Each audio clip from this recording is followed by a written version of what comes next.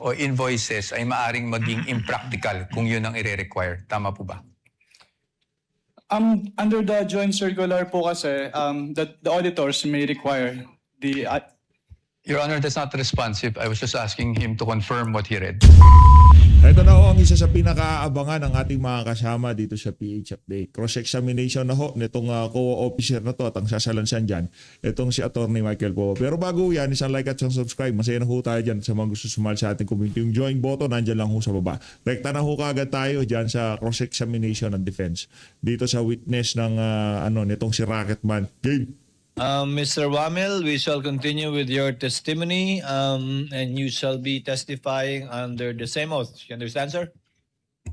Ito na. Kindly respond through the mic. Okay po, Your JC sheet. We shall now proceed with the cross-examination of the counsel for respondent. Attorney Poa, you may proceed when you're ready. Thank you, Your This Honor. is Thank it. you. Mr. Wamil, good afternoon po, sir. Good afternoon po, sir.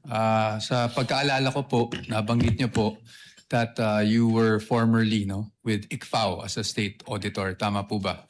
Yes, sir. And you are a certified public accountant. Tama po ba? Yes, sir. You're also a lawyer, correct? Yes, sir. You passed the bar in 2022. 2023 po. 2023. Okay, I stand corrected.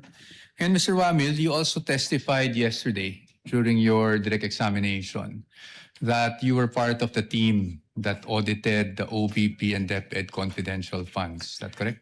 Hindi po team kasi ako lang po yung nag-evaluate ng documents. Ikaw mismo, basically nag-evaluate ng documents. Tama po ba? Yes po, sir. Okay, just so maintindihan lang namin how ICFAO conducts its audit. Yung mga auditors po ba, do they go to the field and observe itong mga confidential operations in person or... Since what we do po is compliance audit, we base our audit on the documents being submitted to the ICFAO. Okay. And do you get special training as auditors pagdating sa how confidential or intelligence operations are conducted? We base po our observations on the provisions naman po ng Joint Circular 2000. Praktisado. Kasi nung nag-practice sila, talagang meron kunyaring defense, meron kunyaring prosecution. Cross-examine yan si COA officer. Nung nag-practice sila, dyan sa House of Representatives siguro.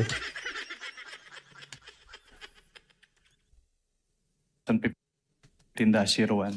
Okay. So basically what you're saying is you base your audit on the documents submitted to you, not just by DepEd or OVP, but by any other government agency. Ganyan sa ICFAO. Based on the documents if they are compliant with the requirements of the Joint Circular 2015-01. Correct. Thank you. So pagdating po dun sa mga dokumento na natatanggap nyo from OVP and DepEd, binabasa nyo po to isa-isa, no? Lahat ng attachments? Hindi po ako yung nag-receive noon. Meron po kaming receiving staff po. Pero kayo po, in your evaluation, do you go through the documents one by one?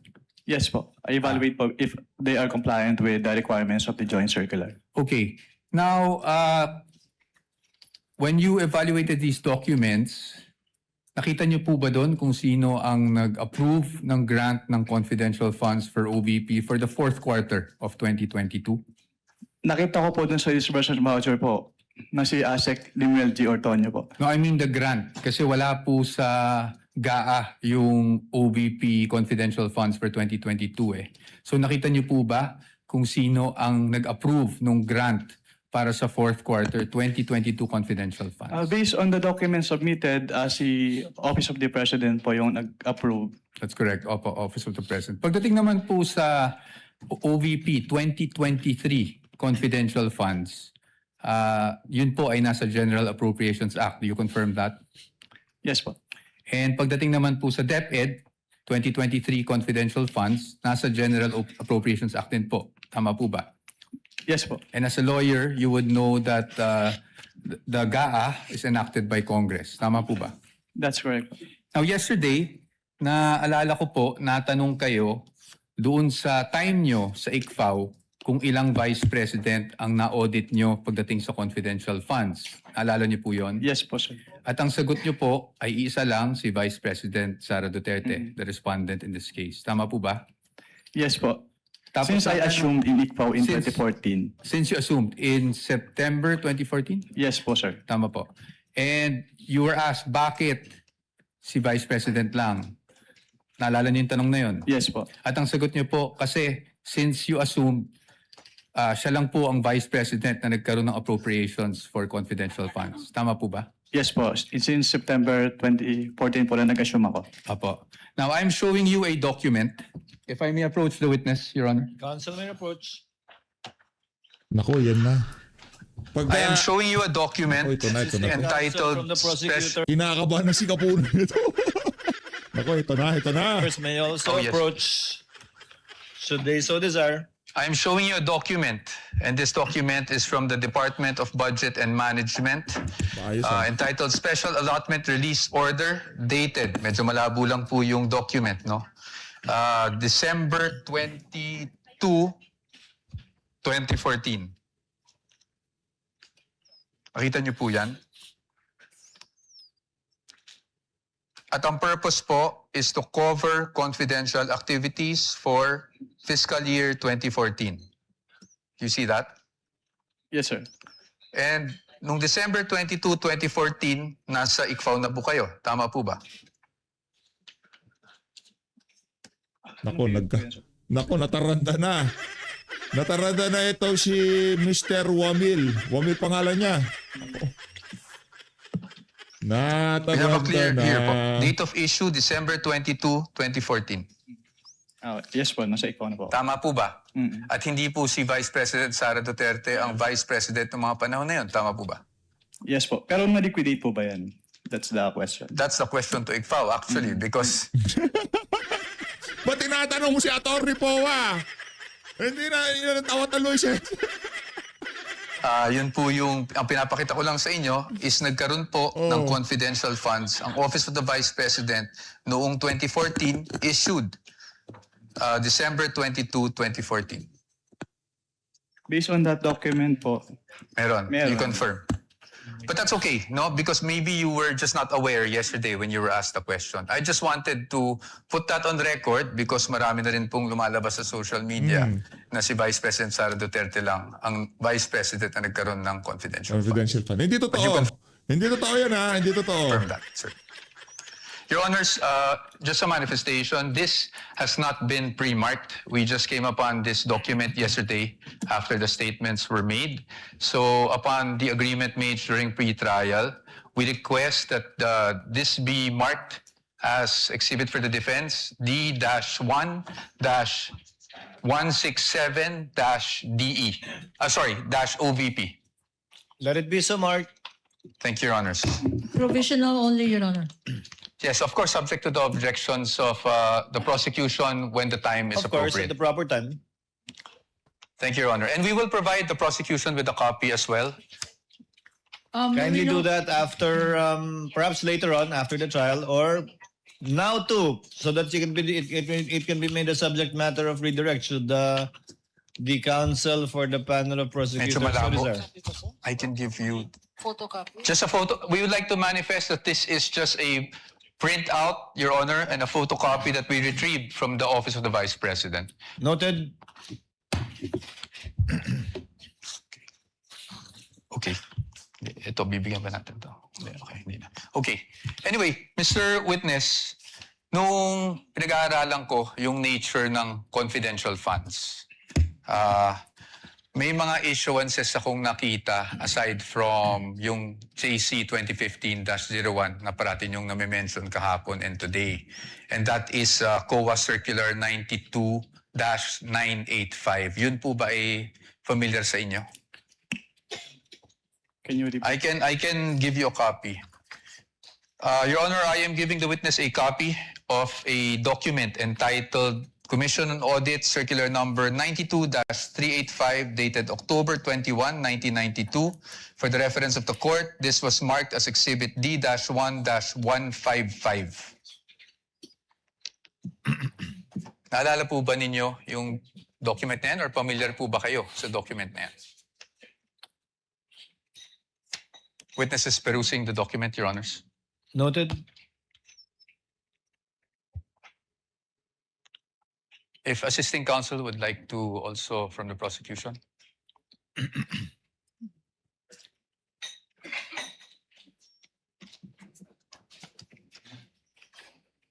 Witness will please answer. Are you, familiar with that document? I am not familiar po with that document. Okay. That's okay. Meron lang po ditong whereas clauses. I won't ask you about the entire document anyway. Meron lang po ditong whereas clauses on the first page. Can you see that, Mr. Witness? Whereas clauses. I would just want you to read the fourth whereas clause. Ito pa. Ma'am, you want to come here so you'd have a better view? Just the fourth whereas clause. Can you please read that out loud for the record? Attorney Capunan, it's also flashed on the screen.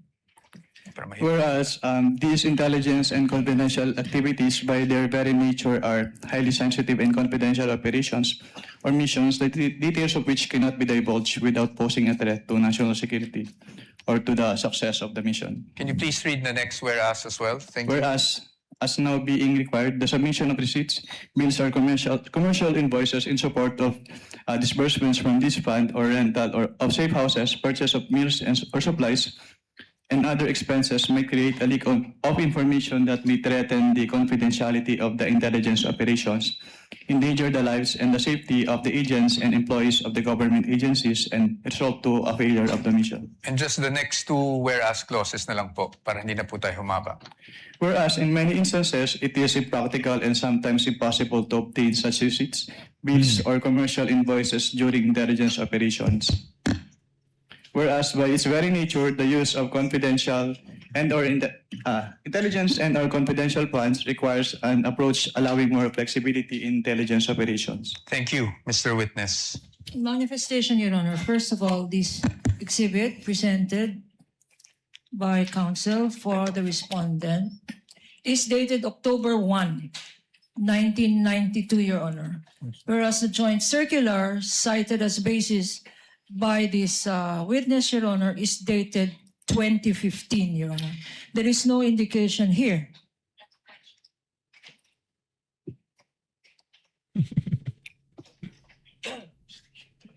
Okay.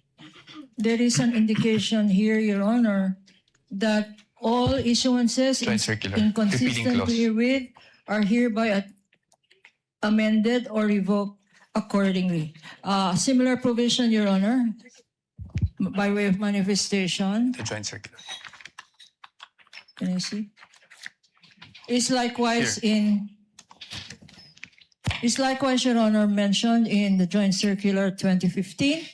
Observation for the record that 2015 supersedes this circular cited by counsel for respondent, which is dated 1992, Your Honor. For the record. Noted.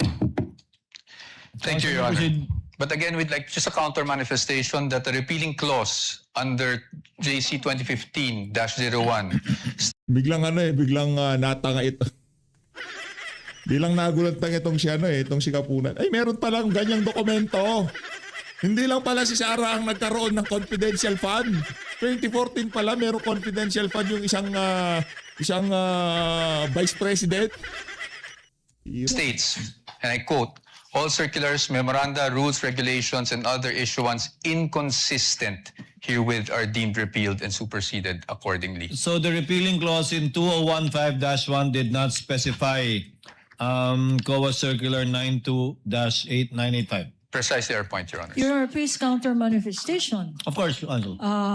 Counsel read the literal meaning, Your Honor, but the substantive meaning is all circulars are deemed repealed and superseded accordingly. His interpretation, my interpretation, but no interpretation needed, Your Honor. 9.0 is expressed. All are repealed and superseded accordingly. Manifestation is duly noted. Thank Your Counsel may Honor. proceed. Your Honor, the documents would speak for themselves, Exactly. and we will leave this to the Honorable Court as to not prolong the debate on this matter. Just again, just my last manifestation on this. The difference, the difference between Joint Circular 2015, Your Honor, it has been identified authenticated and testified to by this witness. This circular that they are citing, Your Honor, Teka lang, tapos ka na. Di ba? Hindi ba nag-iinit sa makinilya itong si Attorney Poe? Dumaldal ka na naman. Ano ba yan? 1992 has not been identified. We don't know its due existence. We don't know the circumstances surrounding this document. And therefore, they're covered by the original document rule. Produce the original. Since you don't have a witness who has testified as to its existence, due execution, and least of all, its contents, Your Honor.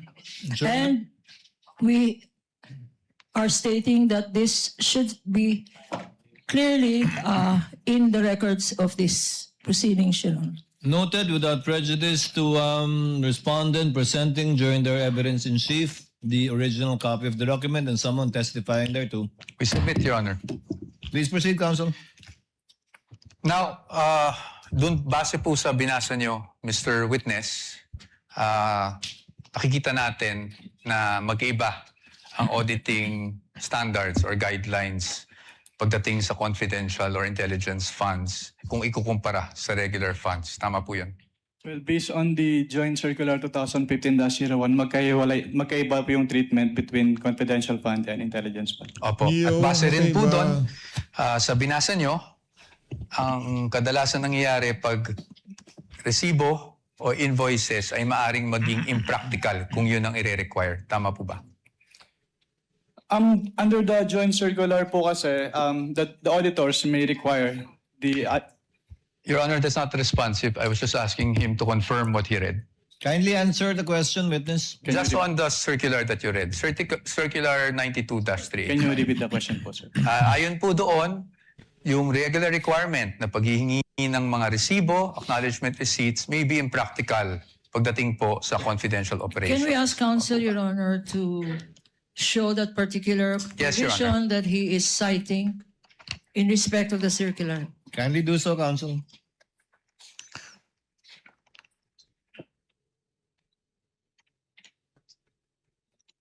Tama po ba? Ang sabi po dito ay during intelligence operations. Yes, tama po ba? As stated po dito, during intelligence operations. Okay. Thank you. Well, I'll accept that answer, Your Honor. Now, punta naman po tayo doon sa nature ng confidential operations. No? You would agree with me na pagdating po sa confidential operations, delikado po pag nagkakaroon ng leak of information. Tama po ba? Can you repeat your question? Naku, Delikado po kung magkaroon ng leak ng mga information na nakukuha patay sa isang kanina, 2 araw na ha, Lunes, pinagtatanong ka nitong si Kapunan, ang sharp, ang talas ng pandinig mo, pambihira ka. Ngayon, si Atty. Michael Poe na nagtatanong sa'yo, ba't parang confidential Nabibingi operation. eh. Tama Given po. the classified nature of- Misleading, Your Honor. I'm just asking for his opinion. The witness would have been able to answer. Witness may answer. Given the classified nature Yes. of the confidential fund. Yes, thank you, Mr. Witness. In fact, you being a lawyer, you know that there are laws prohibiting the unauthorized disclosure of confidential information, correct? Can you repeat po? You being a lawyer, sir, you are aware that there are laws prohibiting the unauthorized disclosure of confidential Nabingi na nga. information, correct? Can you state what specific laws po yung... Revised Penal Code under Article 229, for example, on the revelation of secrets. Yes po. Yes, Republic Act 3019, Section 3, Paragraph K, on unauthorized divulging of confidential information, correct? Yes po. And you being a public officer under 6713, alam niyo rin po na hindi po pwedeng basta-basta mag-disclose without the authority ng mga confidential information. Tama po ba? Yes po. Okay, so batay po dito, pinapahalagan po talaga ang confidentiality pagdating sa mga classified information na ito. Tama po ba? You would agree with me? Yes po. Yes. Now let's go to the joint circular that we have been mentioning since yesterday. Galing Ito na, pong Tony Boa. Joint Circular number 2015-01. And I'm referring to the circular with which we have pre-marked as D-1-136 for the defense, Your Honors. And I think we will be flashing that on the screen as well. Ito naman po yung pag-usapan natin. I just wanted you, Mr. Witness, to give us the definition of confidential funds. Diyan po sa circular na yan, under, I think it's page 2, item 3.7. Can you please read it for the record? Under 3.7, confidential fund refers to the lump sum amount provided as such in the GAA for NGAs, in appropriation ordinances for LGUs, and in the COBs for GOCCs for their confidential expenses. Salamat po, Mr. Witness. At pagdating po, nabasa niyo po yung word na lump sum. Ibig po sabihin nito, buong halaga? Buong amount? As opposed to having line items for expense? Tama po ba? Lump sum. Yes. Lump po. sum. Opo. At based on your experience, pag ang pinag-uusapan po natin ay confidential funds, pagdating po sa pag-disburse nito, cash po ba ito? In the form of cash? What expense are you pertaining? Confidential funds in general. Cash po ba ito? Wala pong specific provision kung anong type po ng yung ibabayad. Okay. But item 6 provides for the guidelines on cash advances, correct?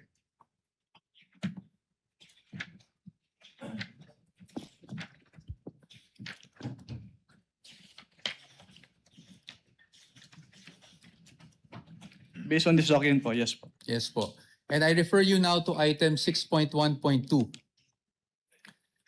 Diyan po, sinasabi po ng provision na yan na ang maaari lang mag-avail ng cash advance pagdating sa confidential funds ay ang isang designated bonded special disbursing officer or SDO, or kung wala mang ganong designated SDO ay ang head of agency, correct? Yes po. At kanina po, sabi nyo, binasa nyo bawat pahina noong mga sinabmite sa inyo ng DepEd at OVP for their liquidation reports. Tama po ba? Yes po. At you would be aware na ang STO po para po sa OVP ay si Ms. Gina Acosta. Tama po ba? Based on the documents submitted, yes po. Yes, thank you. At pagdating naman po sa DepEd, Mr. Witness, ang SDO po ay si Mr. Edward Fajarda. Tama po ba? Based on the documents submitted po, yes po. Yes. So based on that, tama rin po ba na sila ang maging payees ng mga cheque na inilabas ng DepEd para sa cash advance? Yes po. Tama po. At sila, tama rin po na silang nag-encash ng mga cheque dahil silang payee. Tama Yes po. Yes po. Yes. So they complied with 6.1.2, correct? What do you mean complied po? Complied with the requirements of 6.1.2 na ang SDO po ang kumuha ng cash advance at siya po nag-encash ng cheque. Hindi po hindi lang nabibingi ha. Itong si Sir, pagka tinatanong na siya nitong si Atty. Powan, natatang. Your Honor, please misleading. That's not the only requirement in 6.1.1. 6.1.2, Your Honor. There are other requirements here. Can counsel be specific? I'm just asking, Because- Your Honor. This is a blanket he is saying, and so therefore, there is compliance here. I'm In asking. particular, Thank you. I appreciate po What does the. counsel for respondents say? I appreciate naman po the objection of the good counsel. So I will be more specific. Ang unfair talaga nito mga taga-prosecution na yun, na mga to. Kanina, nung mga nakalipas na araw, si Kapunan, dakdak lang ng dakdak. Itong defense, sinayaan lang silang magsalita. Oh, okay, yan. O, dokumento, okay yan, walang problema. Parehas lang naman kami ng ano yan, tag dito, ng ebidensya. Okay lang yan. Ano na yan, common evidence namin yan. Sige, tuloy-tuloy lang. Oo nga, si Atty. Powan na, meron na misleading, meron na kung ano-ano kaloko. Pambihira. Tama po. Nag-comply po na ang SDO ang payee sa cheque at ang SDO po ang nag-encash. Yun lang po. Just on that part.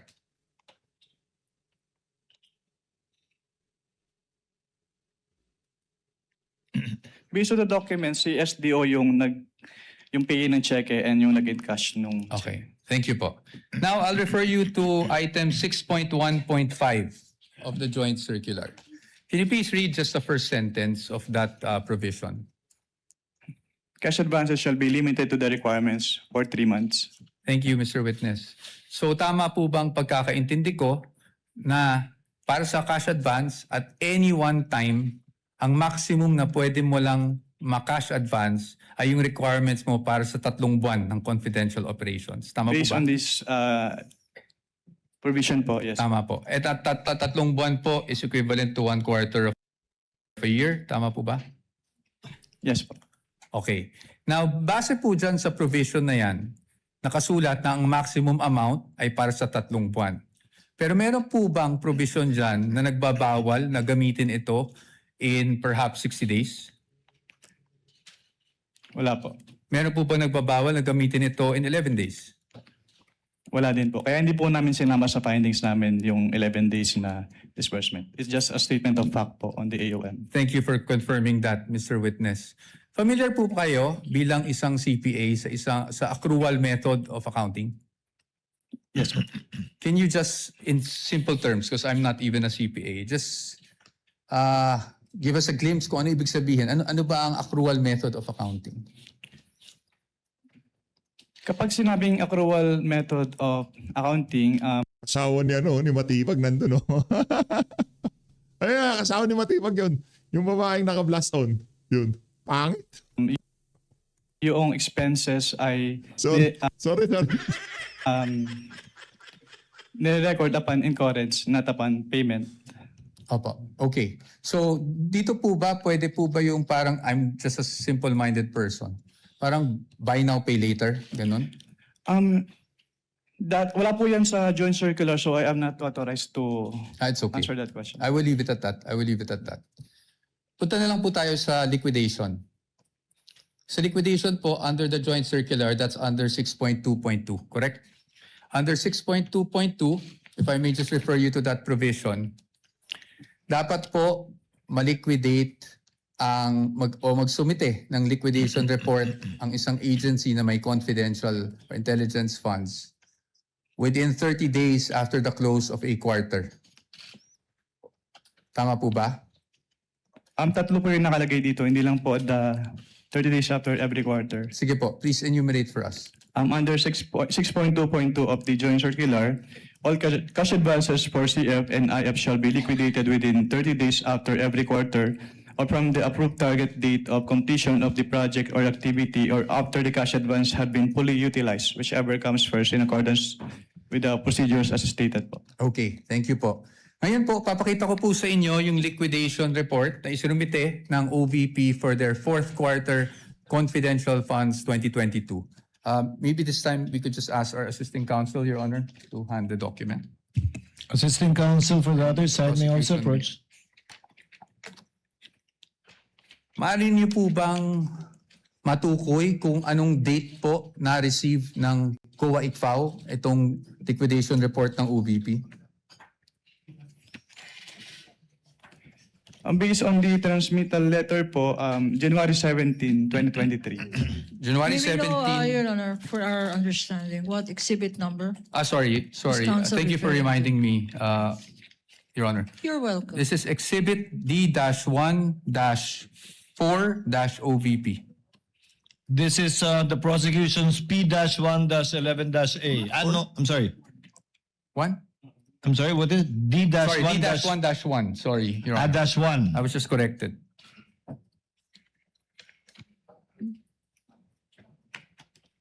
Counsel, Your may Honor, proceed. for the record, this is not a common exhibit, Your Honor. Duly noted.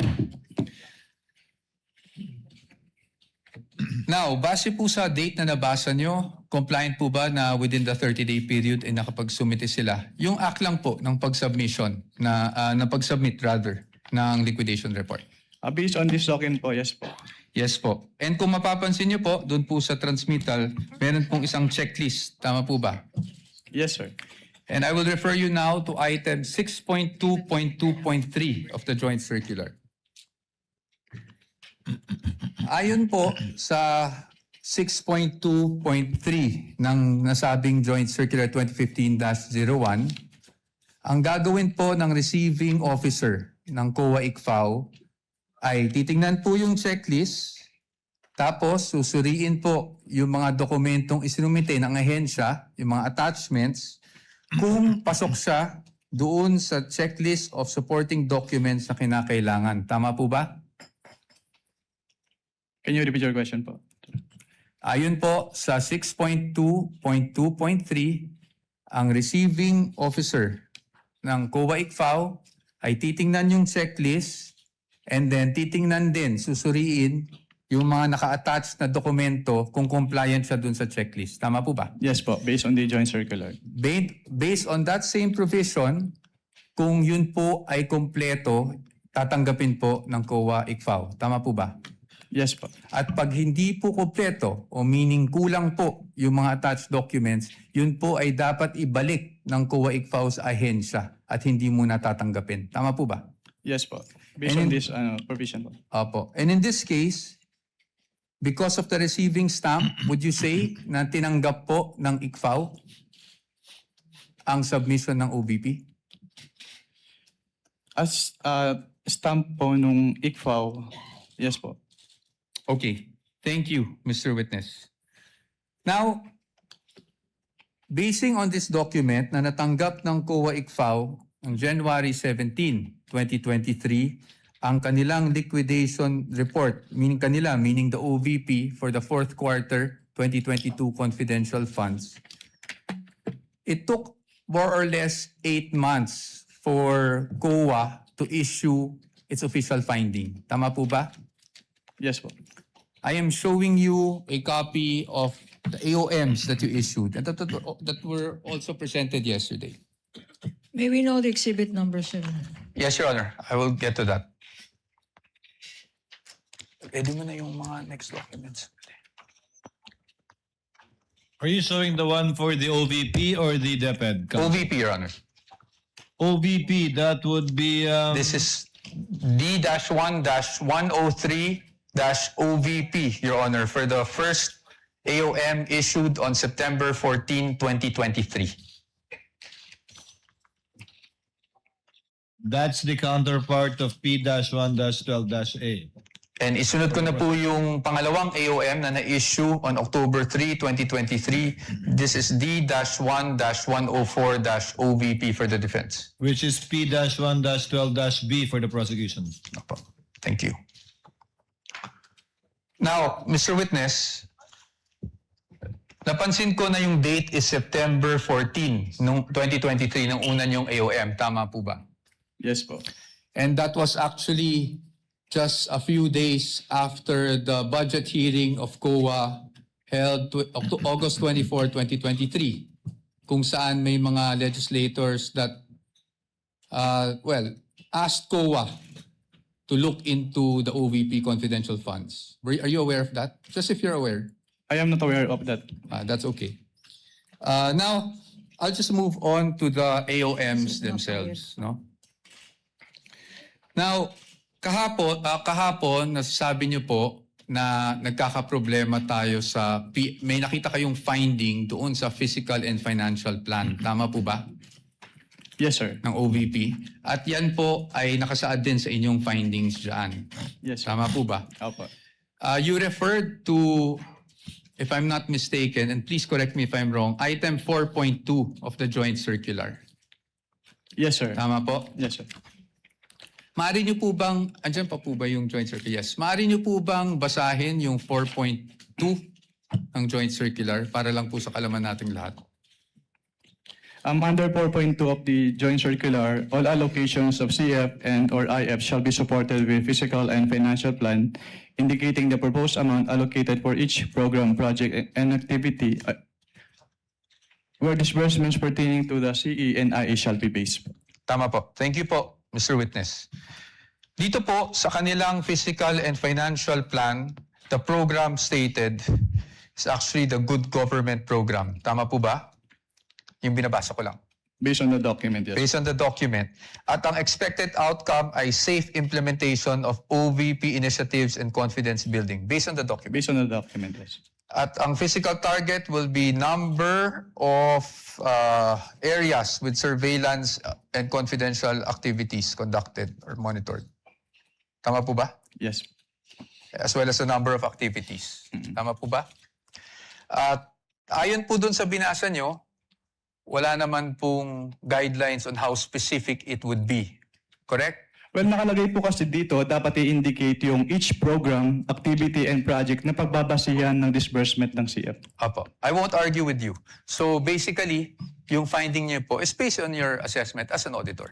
Or since it is a plan, dapat po naka-indicate talaga dito kung paano nila gagastusin yung kanilang confidential fund. That's okay. Yes, I'll accept that answer. Now, nabanggit niyo rin po na hindi po nag-submit ng DEPs or document evidencing payment. Tama po? Yes, sir. At yun po ay inilagay nyo sa inyong AOM. Tama Yes, po? yes, sir. At nabanggit nyo rin po na sumagot ang OVP dito sa AOM na to. Tama po ba? Yes, sir. Opo. Tama po. At pagdating po doon sa sunod na step, which is the notice of suspension, tama po ba? Yes, sir. Would you agree with me Section. na hindi na po na-carry over yung issue doon sa fiscal and financial plan? Yes, sir. Yes. So ibig sabihin, tinanggap nyo po yung explanation. Well, ang purpose po kasi namin kung bakit namin ni-require yung specific confidential activities dun sa PFP is para makita kung paano gagastusin noong OBP yung kanilang confidential fund. Pero since nilagay naman na po nila doon sa kanilang revised accomplishment report yung specific confidential activities and even submitted the documentary evidence of payment. So hindi na po namin hinanap ulit yung fiscal and financial plan. Okay. Salamat po. Thank you for that answer. Ngayon po, kasi kanina, kahapon actually, not kanina, sinasabi nyo walang sinubmit. Ang ibig nyo lang pong sabihin sa walang sinubmit is at the time na bago kayo mag-issue ng AOM. Tama po ba? Walang sinamit po na ano. Walang sinubmit na DEPs, for example. Yes po, kasi sinamit po nila yung DEPs after we issued both AOMs po. Opo, thank you po. Ngayon, punta naman po tayo doon sa notice of suspension. Nandun pa po kayo di ba, nung notice of suspension? Yes, sir. And you suspended in audit the amount of 125 million. We are showing him a copy of the notice of suspension, Your Honor. This is Exhibit D-1-107-OVP for the reference of the Honorable Court. NP-1-13-A on the part of the prosecution. Okay. So, dito po, as you mentioned earlier, you were satisfied with already the submission of the accomplishment report ng OVP. That's why nawala na po yung issue sa physical and financial. Hindi po ako satisfied dahil compliant yung accomplishment report nila, kundi dahil nilagay lang nila yung specific confidential activities na pinagamitan nung kanilang pondo. Opo. So, nawala na po yung sa PFP na findings sa AOM. Based on the, yes po. Based on the NS. Tama po ba? Yes, sir. Okay, thank you. Ngayon, pagdating dito sa notice of suspension, I just wanted to focus on doon sa documentary evidencing success pagdating sa rewards. Yes, sir. Nabanggit nyo po, this is 4.8.5 paragraph B specifically of the joint circular, correct? Yes, sir. And yun din po yung nakasaad dito sa notice of suspension na reference, meaning the provision of the JC. Yes, sir. Specified, yes. At nabanggit nyo rin po kahapon na wala pong guidelines specifically under 4.8.5 that shows how specific you should be in terms of the documents evidencing success. Tama Wala po po ba? akong na-mention na walang specific guidelines po. Ang sabi ko lang, hindi sinabi kung anong specific document yung hinihingi. May sinabi ko po kayong walang prescribed format, basically. Your Honor, please misleading the witness, to my recollection, did not say that. He said that in accordance with 4.8.5, these are the requirements, A, B, and C. And the submissions of the Vice President and the DepEd are not compliant, Your Honor. Can we With ask the for indulgence a of readback? counsels for the parties, Mr. Wamil, base po sa guidelines, hindi tulad ng ibang mga format na sinasubmit na may pro forma na nasa annex nung 2015-1, wala pong pro forma na pag-liquidate sang-ayon sa na dokumento sang-ayon sa 4.8.5. Yes, Your Honor, based on this provision po. Yes. May ibang provision bang nagre-require ng specific na paraan? Wala na po, Your Honor. Ito lang Wala. po, Okay. 4.8.5. Thank you. Thank you, Mr. Witness. You may proceed, counsel. Thank you, Your Honor. Now, pagdating po sa OVP, alam niyo po ba kung sumagot sila sa notice of suspension na ito within the prescribed period given under the notice of suspension? Sa notice, wala na po ako sa ICFO nung Wala na po submit kayo. sila ng response. Okay po. So I will no longer ask you about that. Probably for another witness na lang po. Punta na lang po tayo sa OVP confidential funds for 2023. You confirm, Mr. Witness, na ang OVP confidential funds for 2023 ay nakapag-issue rin kayo ng AOMs for the first, second, and third quarter. Tama po ba? For the first and second lang po, kasi yung third quarter, nag-drop po ako and hindi ko na po naabutan yung issuance nun dahil nag-transfer out na po ako sa Okay. ICFO. Okay. At hindi na rin po alam kung, just if you're aware, kung sumagot ang OVP doon sa mga AOMs ninyo. Hindi na rin po alam yan. Yes, sir. Okay. Sige. Diretso na lang po tayo sa DepEd. Para hindi na po tayo tumagal. Sa DepEd po, nakapag-issue rin po kayo ng AOMs. Tama? At least for the first and second quarter nung nandun pa po kayo. Yes, sir. Tama po. Apo. And kanina po, pinag-uusapan po natin yung mga disbursement vouchers ng DepEd. Kung saan natukoy nyo doon na hindi compliant dahil MOOE yung nakasulat sa disbursement vouchers. Tama po ba? Naalala nyo po yun? Sinagot ko lang po yung tanong ni Attorney Lorna kanina. At ang tanong nyo, ang sagot nyo po, natatandaan nyo po ba yung sagot nyo? Ay MOOE siya at hindi confidential funds. Yes po. Now, Mr. Witness, I will show you a page of the General Appropriations Act. Can I have that copy?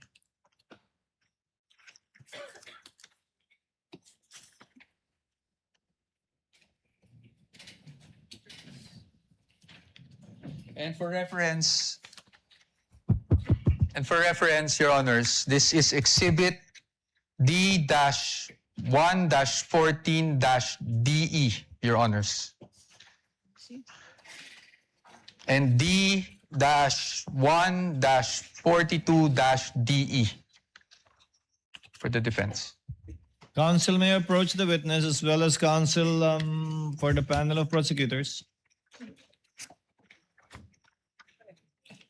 Ito lang man. Titignan ko. So, dito po sa page 376, volume 118, number 52, General Appropriations Act FY 2023. Klarong-klaro po na ang confidential intelligence and extraordinary expenses is under maintenance and other operating expenses, which is the MOOE. Pero if I may clarify lang po kasi, Yes po. yung MOOE kasi is very broad. So Yes hindi lang confidential fund yung covered niya. Apo, we will get to that, Your Honor.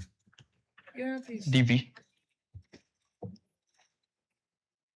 Saan nakasulat? Apo. Thank you. Kaya po dito, sa ating naging disbursement voucher, Your Honor, with due respect to counsel. yes, of With course. permission of Attorney Manifestation again in the Poa, yes. document. Again, this Observations document, and manifestations, counsel? Your Honor, this document violates the original document rule. First, it is a photocopy. It is not even a photocopy of anything that is certified, Your Honor. Although, under the original document rule, you can dispense with the presentation of the original. If you present the original first and then substitute a copy, because a copy, a photocopy, is now considered likewise, if properly authenticated, as an original. This is a scrap of paper, Your Honor. We don't even know. General Appropriations Act. Of who? Of which administration? And consisting of how many pages, Your Honor? Saan? This particular document, Your Honor, should not even be testified to because we don't know its provenance. For all we know, we don't know where this document came from. Your Honors, may I We comment? object, therefore, to this May document, we Your comment? Honor. What is the comment of Attorney Poa? Your Honors, the copy we are showing is actually a certified true copy of the Commission on Audit, certified by Davin E. Bakay. Your Honors. Certified true copy of the part of the GA? Yes, Your Honors. Anyway, Counsel, we will be ruling on the admissibility of these documents when the formal offer is made after the presentation of evidence in chief by the respondents. We submit, Your Honor, but as another observation, Your Honor, we are aware, I think counsel is aware, that if you produce and you ask questions on a portion of a document, then you are compelled to produce the whole document, Your Honor. We want this on file. Produce the whole GAA. For all we know, Your Honor, there may be provisions in that GAA which contradicts the provision he's saying. So he is compelled under the rules, Your Honor. In addition to the rules of admissibility, he is compelled to produce the whole GAA.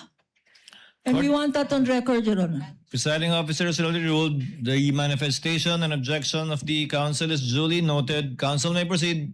Thank you, Your Honor. And under the disbursement voucher, Exhibit D-1-58-DE, nakasulat po na MOOE, replenishment of cash advance under maintenance and other operating expenses authorized under page 376 of RA number 11936, which is precisely the page of the GAA.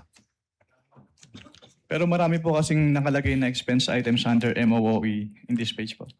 Okay, we will accept that answer, Mr. Witness. Now, Mr. Witness, pagdating po sa DepEd confidential funds, as you mentioned, you issued the first two AOMs. Yes, sir. Tama po. I mean, AOM for the first and second quarter. Rather. Yes, sir. Pero hindi nyo na po natanggap yung response. Hindi Kasi na- wala na kayo sa ICFAO. Yes, sir. But would you know, just curious, would you know kung ano yung present status nitong mga AOMs na to? Hindi po. I don't have personal knowledge about that. Okay. So you wouldn't know of whether may credit notice o wala? Yes, sir. Oh, but since you're an auditor, ano po ang ibig sabihin ng credit notice para sa isang auditor? Kapag sinabing credit notice, yung document submitted ay already passed in audit na po. Opo, pass in audit, meaning allowed? Yes po. Allowed in But subject to the reopening of the audit later Opo. on po. Okay. Thank you, Mr. Witness. Ngayon, Mr. Witness, since hanggang doon lang naman, no, yung naging saklaw talaga ng inyong service, I don't want to prolong this any longer. Gusto ko lang makita, based on your findings, AOM, diba? Tapos yung notice of suspension para sa OVP and the AOMs for DepEd, these are preliminary findings, correct? Yes po, kasi ni-require pa naman sa agency na mag-justify yung findings and submit the documents being sought po dun sa... Opo. At based po dito sa findings ninyo, wala namang pong expressly nakasulat na may misappropriation at this point. Actually, yung presumption of misuse kasi nasa item 8.3 na kapag hindi nag-liquidate or failure of liquidation of the accountable officers upon due demand shall be a prima facie evidence that such fund has been put to I am- personal benefit or misuse. But I am just asking for the response na meron po bang expressly nakasulat sa mga findings ninyo? Ask and answer, Your Honor. It is in That is a 8.3. presumption po. So hindi Opo. kailangan isabihin. May expressly po ba na nakasulat na may niisang kusing na napunta sa bulsa ng Vice Presidente? Ask and answer, Your Honor. Wait, don't answer. Uy. That question, Your Honor, has been asked and answered. We ask for a Sustained. ruling, Your Honor. Sustained counsel, I think where you're getting at, modify your question. You can get it. Okay.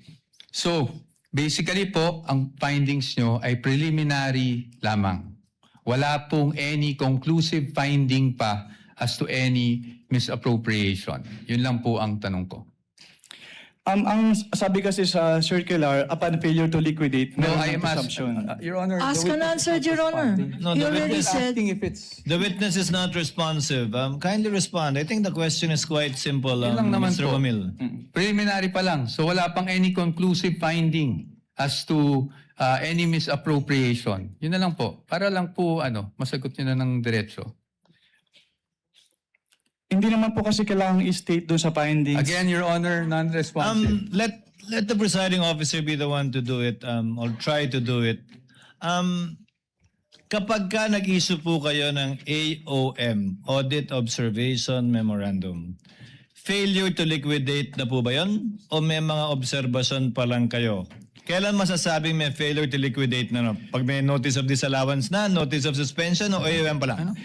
Nakalagay po kasi sa Joint Circular, Your Honor, under 8.3, failure to liquidate by the accountable officer upon due demand shall be a prima facie evidence. Opo, again, Mr. Wamila, yung pag-issue niyo po ba ng AOM, pasok na sa failure to liquidate upon due demand o hindi pa po? Hindi pa po sa AOM, Your Honor. Kasi wala pong due demand sa AOM. Yes po. At may sasabi mo rin bang wala pang failure to liquidate? O meron na? Pag sa AOM po wala, pero pag sa NS po, since meron ng first issuance which is considered as demand, so meron na po sa NS. So As po AOM siya. wala pa, pag NS meron Meron ng na. meron ng demand at Opo. meron ng failure to liquidate. Opo, since sa AOM po, nire-require na silang i-justify and i-submit yung mga documents na hindi nila na-submit. Pero sa AOM wala pa nga ganun. Yes po, Your Honor. Okay. Counsel, your witness. Thank you. And lastly, gusto ko lang to ma-clarify. Of course, the witness was a state auditor of the ICFAO. So recommendatory lang po ang function ninyo. Hindi po kayo nagde-decide pagdating sa, lalong-lalo na pagdating sa notice of disallowance. Tama po ba? Yes po. It's the function of the commission proper. Thank you. Thank you, Mr. Wamil, Attorney Wamil. I thank you for your patience. That is all for this witness, Your Honor. Thank Unless you, there's anything else. counsel for respondent.